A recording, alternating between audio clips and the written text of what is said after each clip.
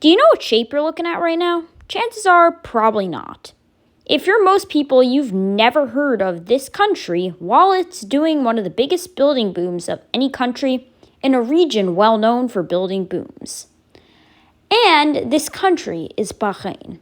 So let's look at it. But before urbanism, we must talk about geography. Bahrain is a country located a bit north of Qatar in the Middle East region.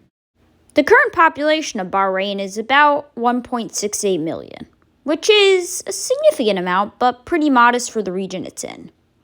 Its main market is tourism, mostly from other Middle Eastern countries, especially Saudi Arabia, and even sometimes from abroad, although Americans and Europeans seem to go here less than any other Middle Eastern country.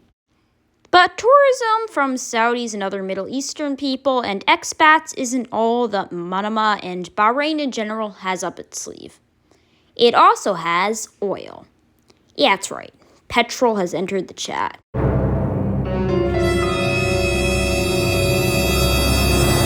That is Bahrain's main income driving thing. Tourism is the main thing that puts Bahrain on the board, while the oil really gives Bahrain most of the money to build, the big tower in Manama. So Bahrain has a lot of infrastructure, but it's also oil-funded infrastructure. And we've seen where this goes in past places, so how do they deal with it here? And as it is in many places, it's very mixed.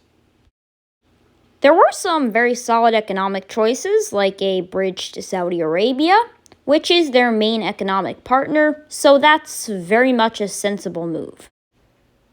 But while some decisions are pretty sensible, like the bridge to Saudi Arabia, some decisions are less than, including some non-transparently funded little projects that they've done for resorts and other rich communities.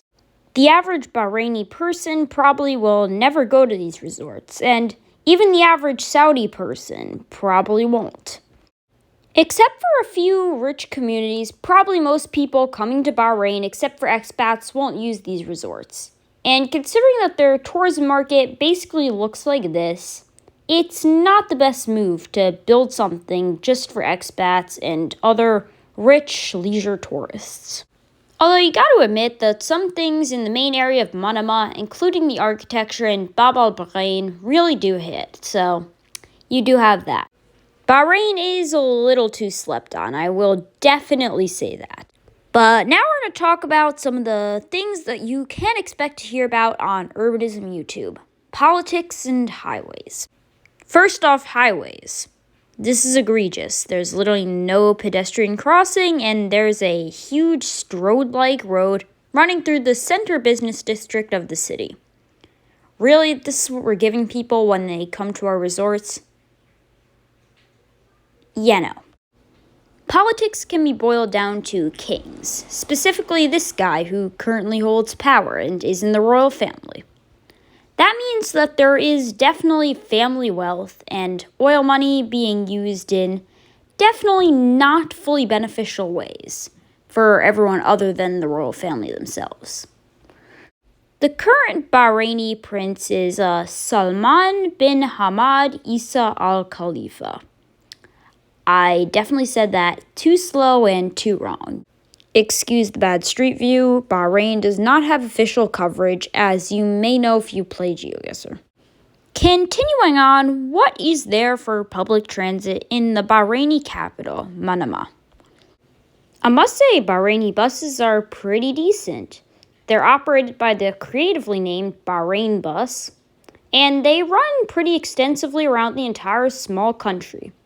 Also, Bahrain is planning a metro system, which is a light rail, but it's called the Bahrain Metro. I don't know why, but still fun to have. The ridership numbers on the buses are pretty decent, as it's a pretty efficient way to get around the country with X-bus routes and regular bus routes running all around the place in general. Also, there is walkability. And that in Bahrain is an extremely mixed bag. There are the highways and resort districts in which walking is probably not advised, sadly, And there's the historic and main center city districts, in which there's generally good coverage of sidewalks and historic little marketplaces. All in all, despite Bahrain's problems from being a petrol state and having issues with spending, it is a good country to watch as people start looking at the Middle East and start looking at what could be happening in these cities. Go watch another one of my videos up here, and that is all for today's.